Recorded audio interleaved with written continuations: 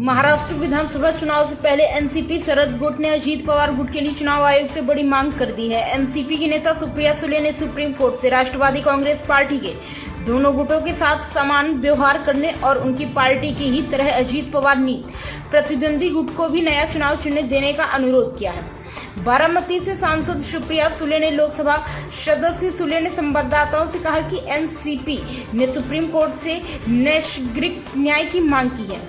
महाराष्ट्र में होने वाले विधानसभा चुनाव से ठीक पहले एनसीपी ने यह कदम उठाया है। दरअसल अजीत पवार जुलाई 2023 में कोई अन्य विधायकों के साथ शिवसेना बीजेपी सरकार में शामिल हो गए, जिस वजह से उनके चाचा शरद पवार की एनसीपी दो गुटों में बंट गई थी। शरद पवार द्वारा स्थापित एनसीपी का विभाजन से पहले चुनाव चिन्ह घड़ी था। निर्वाचन आयोग ने इस साल फरवरी में अजीत पवार के नेतृत्व वाले समूह को एनसीपी का नाम और घड़ी चिन्ह आवंटित किया।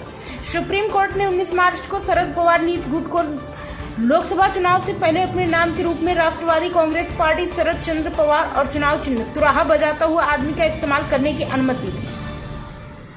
लोकसभा सदस्य शुले ने शनिवार 21 सितंबर को यहां संवाददाताओं से कहा कि शरद पवार हमारी पार्टी के संस्थापक सदस्य हैं और वह सभी निर्णय लेते हैं। एनसीपी ने सुप्रीम कोर्ट के नैसर्गिक न्याय देने का अनुरोध किया। सुले ने आगे कहा, अदालत ने हमें अंतिम निर्णय तक तुराहा बजाता हुआ आदमी चुनाव चिन्ह का उपयोग करने को कहा है। वही निर्णय एनसीपी के दूसरे गुट के लिए भी लिया जाना चाहिए। घड़ी चुनाव चिन्ह को लेकर बड़ा भ्रम है, इसलिए हम अदालत से अनुरोध करते कि आगामी विधानसभा चुनाव से पहले निर्णय लिया जाए।